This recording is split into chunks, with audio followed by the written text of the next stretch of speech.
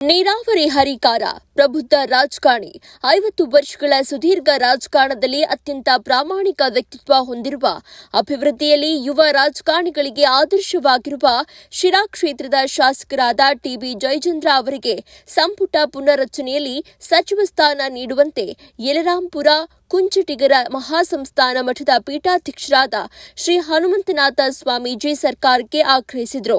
ಶಿರಾ ತಾಲೂಕಿನ ಓಜುಗುಂಟೆ ಗ್ರಾಮದಲ್ಲಿ ಶುಕ್ರವಾರ ನಡೆದ ಜೀರಿಗೆ ಅಮ್ಮಾಜಿಗೆ ಸೇರಿದ ಓಜುಗುಂಟೆ ಅಮಾವಾಸ್ಯೆ ಬುಡಕಟ್ಟಿಗೆ ಸೇರಿದ ಶ್ರೀ ಮಹಾಲಕ್ಷ್ಮಿ ಅಮ್ಮನವರ ನೂತನ ಚರಬಿಂಬ ಪ್ರತಿಷ್ಠಾಪನೆ ಮತ್ತು ನೇತ್ರೋನ್ಮಿಲನ ಮಹೋತ್ಸವ ಕಾರ್ಯಕ್ರಮದಲ್ಲಿ ಪಾಲ್ಗೊಂಡು ಭಕ್ತರಿಗೆ ಆಶೀರ್ವಚನ ನೀಡಿ ಮಾತನಾಡಿದರು.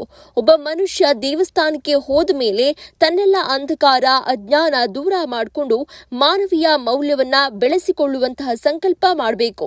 ಇದ್ದಷ್ಟು ದಿನ ಒಳ್ಳೆಯ ಕೆಲಸ ಮಾಡಬೇಕು. ತನ್ನತನವನ್ನ ಬಿಟ್ಟು ಮನುಷ್ಯ ಬದುಕಬಾರದು.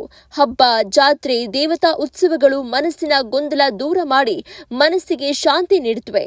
ಎಲ್ಲರೂ ನಮ್ಮವರೇ ಎಂಬ ಭಾವನೆಯೊಂದಿಗೆ ಬದುಕು ಕಟ್ಟಿಕೊಂಡಾಗ ಸಮಾಜ ನಮ್ಮನ್ನ ಗೌರವಿಸಲಿದ್ದು ಯಶಸ್ವಿ ಜೀವನ ನಿಮ್ಮದಾಗಲಿದೆ. ಶ್ರೀ ಮಹಾಲಕ್ಷ್ಮಿ ತಾಯಿ ನಾಡಿಗೆ ಸುಭಿಕ್ಷೆ ಕರುಣಿಸಲಿ ಎಂದು ಪ್ರಾರ್ಥಿಸುವುದಾಗಿ ಹೇಳಿದರು.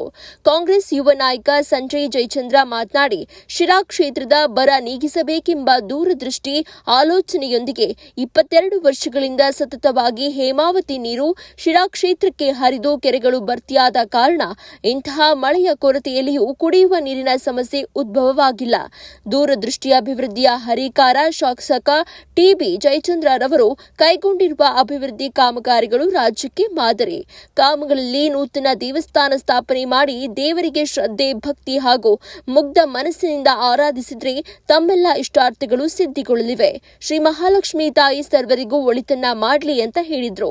ಶ್ರೀ ಮಹಾಲಕ್ಷ್ಮಿ ಅಮ್ಮನವರಿಗೆ ನೂರಾರು ಮಹಿಳೆಯರು ಆರತಿ ಉತ್ಸವ ನೆರವೇರಿಸುವ ಮೂಲಕ ಭಕ್ತಿ ಸಮರ್ಪಿಸಿದ್ರು.